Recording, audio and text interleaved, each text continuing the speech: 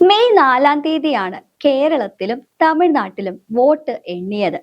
എന്നാൽ ഈ കഴിഞ്ഞ ഞായറാഴ്ച അതായത് 10-ാം തീയതി തമിഴ്നാട്ടിലെ മുഖ്യമന്ത്രിയെ പ്രഖ്യാപിക്കുകയും സത്യപ്രതിജ്ഞ കഴിയുകയും ചെയ്തിട്ട് ഇപ്പോൾ വരുന്ന പുതിയൊരു അപ്ഡേറ്റ് എന്താണെന്നോ, അതായത് വിജയ് രണ്ടും കൽപ്പിച്ച് എന്നൊരു ഹെഡ്ലൈനിലൂടെ വന്നതാണ്. ആരാധനാലയങ്ങൾ, വിദ്യാഭ്യാസ സ്ഥാപനങ്ങൾ, ബസ് സ്റ്റാൻഡുകൾ എന്നിവയുടെ 500 മീറ്ററിനടുത്തുള്ള 717 ടാസ്മാക് ഔട്ട്ലെറ്റുകൾ പൂട്ടാൻ ഉത്തരവിട്ടിരിക്കുകയാണ് ഇപ്പോൾ വിജയ്. എന്നാൽ ഇതൊന്ന് കേരളത്തിലേക്ക് നോക്കിയേ. മെയ് 4-ാം തീയതി വോട്ടെണ്ണി UDF വൻ വിജയം എത്തുകയും ചെയ്തു. അതായത് CPM-നെ അടിച്ച് ഇരുത്തി വൻ തോൽവി തന്നെ CPM-ന് കൊടുത്ത് തൂത്തുവാരി വിജയിക്കുകയും ചെയ്ത സാഹചര്യത്തില് ഇപ്പോഴും ഒരു മുഖ്യമന്ത്രിയെ കണ്ടെത്താനായിട്ട് നമ്മുടെ കേരളത്തിൽ സാധിച്ചിട്ടില്ല. ഇത് ആരുടെ കുഴപ്പമാണ്? ഒരേ സമയം വോട്ട് എണ്ണി, അതായത് വിജയിക്കുകയും ചെയ്തു. എന്നാൽ 10-ാം തീയതി ആയിട്ടും ഇവിടെ ഒരിടത്ത് സത്യപ്രതിജ്ഞ നടക്കുന്നു, ഒരിടത്ത് ഒന്നും എത്താതെ, ഡൽഹിയിൽ പോലും ചർച്ച എങ്ങും എത്താതെ ഇപ്പോഴും മുഖ്യമന്ത്രിക്ക് വേണ്ടിയിട്ട് ഇന്ന് പ്രഖ്യാപിക്കും, നാളെ പ്രഖ്യാപിക്കും എന്ന് പറഞ്ഞ് അക്കോരാത്രം ഡൽഹിയിലും ഇങ്ങോട്ടും അങ്ങോട്ടൊക്കെ ഫ്ലൈറ്റ് ചാർട്ട് ചെയ്ത് പോകുന്ന പ്രതിഭാസമാണ് നമ്മൾ കണ്ടത്. എന്തിന് മല്ലികാർജുൻ ഖാർഗെയും രാഹുൽ ഗാന്ധിയെല്ലാം മുട്ടുമടക്കിയിരിക്കുകയാണ് ഈ ഒരു സാഹചര്യത്തിൽ.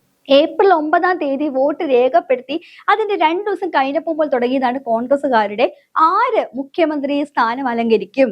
ഇവിടെ KC വേണുഗോപാൽ അലങ്കരിക്കോ, അതായത് VD സതീശൻ അലങ്കരിക്കോ, അതായത് രമേശ് ചെന്നിത്തല അലങ്കരിക്കോ എന്നുള്ളൊരു മത്സരം തന്നെയായിരുന്നു ഇവിടെ.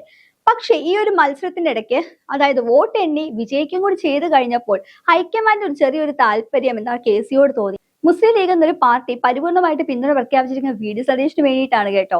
ഇനി രമേശ് ചെന്നിത്തലയാണെങ്കിലോ സീനിയോറിറ്റിയാണ്, പരമോന്നതയാണ്, അതായത് ഒരുപാട് പരിചയസമ്പത്തുണ്ട്. പക്ഷെ രമേശ് ചെന്നിത്തലയുടെ പേരും ഇതിൽ വരുന്നുണ്ട്.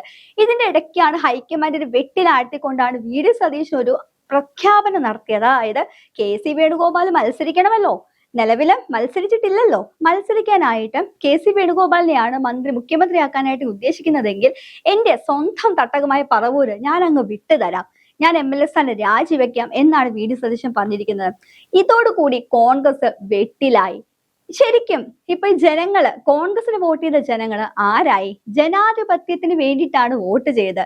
എന്നാൽ ജനാധിപത്യത്തിൽ ജനങ്ങളുടെ അവകാശം ജനങ്ങൾ കാത്തു സൂക്ഷിച്ചു. പക്ഷേ ഈ ഇത്തരം ഒരു അധികാര മോഹികൾക്കാണല്ലോ ഞങ്ങൾ കുത്തിക്കൊടുത്തേ എന്ന് ഓർത്തിട്ട് ഇപ്പോൾ അവർ ലജ്ജിക്കുകയല്ല. അയാൾ സംസ്ഥാനമായ തമിഴ്നാട്ടില് സത്യപ്രതിജ്ഞ കഴിഞ്ഞ് അടുത്ത ആദ്യത്തെ ഒരു ടാസ്ക് വരെ കൊണ്ടെത്തിച്ചിരിക്കുകയാണ്. ആ ഒരു സാഹചര്യത്തിൽ ഇപ്പോഴും ഇവിടെ നീയാകോ ഞാനാകോ, ഞാനാകോ നീയാകോ എന്നൊരു മത്സരമാണ്. ഇപ്പൊ KC വേണുഗോപാൽ ജമാഅത്തെ ഇസ്ലാമിയുടെ സംസ്ഥയുടെ പിന്തുണ കൂടി എത്തിയിട്ടുണ്ട്. ഇപ്പോൾ മുസ്ലിം ലീഗിനാണെങ്കിലും VD സതീശനാകണം എന്നൊരു വാശി. VD സതീശനായില്ലെങ്കിൽ കുഴപ്പമില്ല, രമേശ് ചെന്നിത്തല ആകണം. അപ്പോഴും KC വേണുഗോപാൽ ആകാൻ പാടില്ല എന്നാണ് ഇപ്പോഴും പറയുന്നത്.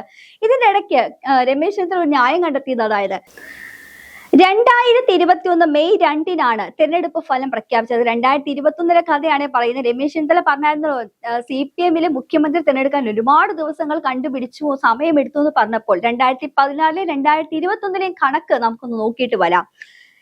അതായത് 2014 സ്ഥിതി നമുക്ക് ആദ്യം നോക്കിയിട്ട് വരാം. മെയ് 19-നാണ് 2014 മെയ് 19-നാണ് കേരള നിയമസഭാ തിരഞ്ഞെടുപ്പ് ഫലം പ്രഖ്യാപിച്ചത്. അതിനുശേഷം CPM നേതൃത്വത്തിൽ ചർച്ചകൾ നടന്നിരുന്നു. അങ്ങനെയാണ് പിണറായി വിജയനെ ഔദ്യോഗികമായിട്ട് മുഖ്യമന്ത്രിയാക്കാൻ തെരഞ്ഞെടുത്തത് മെയ് 25-നാണ്. അപ്പോൾ ഒരു 6 ദിവസം ആണ് അവിടെ ഒരു സമയം കണ്ടെത്തിയത് ആണല്ലോ. 19-ാം തീയതി പ്രഖ്യാപിച്ചു, 25-ാം തീയതി മുഖ്യമന്ത്രി ആരാന്ന് പറഞ്ഞു 6 ദിവസം. പക്ഷെ ഇപ്പോഴും മെയ് 4-ാം തീയതി 2026 തെരഞ്ഞെടുപ്പിന്റെ ഫലം വന്നിട്ടും ഇന്ന് എത്രാം തീയതി ആയിരുന്നു? 12-ാം തീയതി ആയിക്കഴിഞ്ഞു. ഇത്രയും ദിവസമായിട്ടും 8 ദിവസം പിന്നിട്ടിരിക്കുന്നു. എന്നിട്ട് പോലും ഒരു മുഖ്യമന്ത്രിയെ കേരളത്തിന് കണ്ടെത്താൻ കഴിഞ്ഞിട്ടില്ല. അതേസമയം നമ്മുടെ കേരളത്തിനെ വല്ലാതെ അങ്ങോട്ട് താഴ്ത്തിക്കെട്ടിരിക്കുകയാണ് നമ്മുടെ പ്രധാനമന്ത്രിയായ നരേന്ദ്രമോദി. എന്താണെന്നോ, കോൺഗ്രസിന് ഈ ഒരു കസരകൾ കണ്ടിട്ട് ഒരു കാര്യം ചെയ്യും, നിങ്ങൾ അങ്ങോട്ടും ഇങ്ങോട്ട് കടിപിടി കൂടുന്നതിന് ഓരോ വർഷം ഓരോ മുഖ്യമന്ത്രി അങ്ങോട്ട് കൊടുക്കുക. അപ്പൊ നിങ്ങളുടെ പ്രശ്നം തീർന്നില്ലേ? അതായത് ഇപ്പൊ KCക്ക് അവസരം കിട്ടും, VD സതീശന് അവസരം കിട്ടും, പിന്നെ ആർക്കാണോ രമേശ് ചെന്നിത്തലയ്ക്ക് അവസരം കിട്ടും, പിന്നെ ആർക്കാണോ ആവേണ്ടത് അവരെല്ലാം കൊടുക്കുക. ഇതിനിടയ്ക്ക് എല്ലാവരും ട്രോൾ ചെയ്യുന്ന ഒരു കാര്യമുണ്ട്. തിങ്കൾ ചൊവ്വ VD സതീശൻ, ബുധൻ വ്യാഴം രമേശ് ചെന്നിത്തല, വെള്ളി ശനി അതേപോലെ എന്താണ് KC വേണുഗോപാൽ ഞായറാഴ്ച അവധി അങ്ങനെയൊക്കെ രീതിയിൽ കൊടുക്കാനൊക്കെ അവരെ ട്രോളിയിട്ടുണ്ട്. നിങ്ങളൊന്ന് ആലോചിച്ച് നോക്കൂ, ഒരു കേരളത്തിൽ ഒരു മുഖ്യമന്ത്രി ഇതുവരെയായിട്ടും കണ്ടെത്താൻ കഴിഞ്ഞിട്ടില്ല. ഒരു ഭൂരിപക്ഷമായിട്ട് വിജയിച്ചു വന്നിട്ടും ഇതാണ് അവസ്ഥ എങ്കിൽ മുഖ്യമന്ത്രിയുടെ അത് മാറ്റി നിർത്താം. ഇനി അടുത്തത് KPCC അധ്യക്ഷ സ്ഥാനത്തേക്കും ഇതേ ഇടിയാണ്. അപ്പൊ ശരിക്കും പറഞ്ഞാൽ വിജയിച്ചു കഴിഞ്ഞാൽ അധികാരത്തിന് വേണ്ടിയിട്ടാണ് ഇവർ തമ്മിൽ കൂട്ടിയിട്ട് നടക്കുന്നത്. ഇനി അടുത്ത ഇടി വരാൻ പോകുന്നത് എന്താന്ന് വെച്ചാൽ നിങ്ങൾ എഴുതി വെച്ചോ, വിദ്യാഭ്യാസ വകുപ്പ് ഇനി ആർക്ക് കൊടുക്കുന്നതിനായിട്ട് അടുത്ത അടി വരാൻ പോകുന്നത്. കഴിഞ്ഞ 2011 ഉമ്മൻചാണ്ടിയുടെ കാലഘട്ടത്തില് വിദ്യാഭ്യാസ വകുപ്പ് കൈകാര്യം ചെയ്ത അബ്ദുൾ റബ്ബാണ്, മുസ്ലിം ലീഗാണ്. നമുക്കറിയാം ആ ഒരു സമയത്ത് ഏറ്റവും ദുർഘടം പിടിച്ച ഒരു കാലഘട്ടം തന്നെയായിരുന്നു വിദ്യാഭ്യാസ രംഗത്ത് നടന്നിരുന്നത്. കാരണം പിള്ളേർക്കാണെങ്കിൽ യഥാവിധം ബുക്കുകൾ കിട്ടിയിരുന്നില്ല. നേരത്തെ പഠിച്ചു പോയവരെ ബുക്കുകളൊക്കെ എടുത്തിട്ടാണെങ്കിൽ കോപ്പി എടുത്തിട്ടാണ് പിള്ളേര് പഠിച്ചിരുന്നത്. ഏറ്റവും വലിയ വിറ്റ് എന്താന്ന് വെച്ച് കഴിഞ്ഞാൽ സ്വന്തം പേര് പോലും എഴുതാൻ അറിയാത്ത ആളുകളാണ് പഠിച്ച് പാസ്സായത്. ഓൾ പാസ് സമ്പ്രദായം ഏറ്റവും കൂടുതൽ നടന്നത് ഈ ഒരു കാലഘട്ടത്തിലാണ്.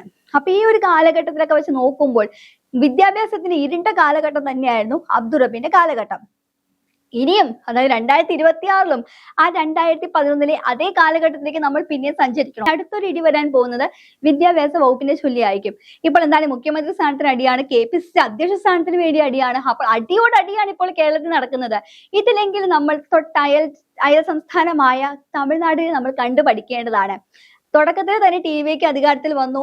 അവർക്ക് ഭൂരിപക്ഷം ഉണ്ടാക്കാനായിട്ട് 108 അവരുടെ 118 പേരിൽ അവർക്ക് ആരൊക്കെ വേണമെന്നുള്ളതൊക്കെ അവർ സഖ്യകക്ഷികളായിട്ട് കൂട്ടിച്ചേർത്തു. അങ്ങനെ വിജയ് അധികാരത്തിൽ വരികയും ചെയ്തു. അതൊരു വലിയൊരു ആഘോഷം തന്നെ ആക്കി മാറ്റിയിരിക്കുകയാണ്. എന്ത് തന്നെയാണെങ്കിലും ചില കാര്യങ്ങളെല്ലാം നമ്മൾ തമിഴ്നാടിനെ കണ്ടു പഠിക്കേണ്ടതുണ്ട്. കാര്യം അധികാരം കിട്ടി നിമിഷങ്ങൾക്കകം മുഖ്യമന്ത്രി ആരാന്നുള്ളൊരു ധാരണയിലെത്തി. 10-ാം തീയതി അതായത് 6 ദിവസത്തിനുള്ളിൽ തന്നെ സത്യപ്രതിജ്ഞ നടത്തി. അപ്പൊ ആദ്യത്തെ ഒരു ചുവട് അവർ വെച്ചിരിക്കുകയാണ്. ഇപ്പോഴും പുത്ത മലയാളികൾ വോട്ട് ചെയ്ത് അധികാരത്തിൽ എത്തിച്ച കോൺഗ്രസ് ജനാധിപത്യത്തിന്റെ മുഖമാണെന്നൊക്കെയാണ് പറഞ്ഞത്. പക്ഷെ ജനാധിപത്യത്തിന്റെ മുഖത്തിന് ചെറുതായിട്ടൊന്ന് പണിപാളി പോയിട്ടോ എന്നാണ് സംശയം. ഇനി എന്നാണ് നമുക്കൊരു മുഖ്യമന്ത്രി കിട്ടുക? 2031-ലാണ് അടുത്ത ഇലക്ഷൻ. അതിനു മുന്നേ എങ്കിലും കേരളത്തിൽ ഒരു മുഖ്യമന്ത്രി ഉണ്ടാകുമോ എന്നാണ് ഇപ്പോൾ കണ്ടറിയേണ്ടത്. ഇതിനിടയ്ക്ക് ആര്യ രാജ പറയുന്ന ഒരു കാര്യമുണ്ട്, എന്തായാലും പുരുഷന്മാർ തമ്മിൽ അടിയാണ്, എന്നൊരു കാര്യം ചെയ്തുകൂടെ, ഒരു വനിതാ മുഖ്യമന്ത്രി അങ്ങ് പ്രഖ്യാപിച്ചുകൂടെ? ശരിയാണ്, അതൊരു നല്ലൊരു ഓപ്ഷനാണ്. പക്ഷേ വനിതാ മുഖ്യമന്ത്രി പ്രഖ്യാപിക്കാനായിട്ടാണ് ഈ കണ്ടുപഴകിയ മുഖങ്ങളൊന്ന് മാറി നിൽക്കണ്ടേ? അധികാരത്തിന് വേണ്ടി തമ്മിൽ ചാകാൻ റെഡിയാകുന്ന ഇവരൊരു സ്ത്രീകൾക്കൊരു മുഖ്യമന്ത്രി പദവി കൊടുക്കാനായിട്ട് ഇവർ തയ്യാറാകുമോ? ഇല്ല. ഏറ്റവും വലിയ ഇനിയിപ്പോ KC വേണുഗോപാല് മത്സരിക്കേണ്ടി വന്നു കഴിഞ്ഞാൽ തന്നെ അദ്ദേഹത്തെ വിജയിപ്പിക്കുമോ എന്നാണ് ഇത് കണ്ടറിയേണ്ടത്. VD സതീശന്റെ പക്ഷം എന്താണെങ്കിലും KC വേണുഗോപാലിട്ട് പാര വെക്കുമോ ഇല്ലയോ എന്നുള്ള കണ്ടു തന്നെ അറിയണം.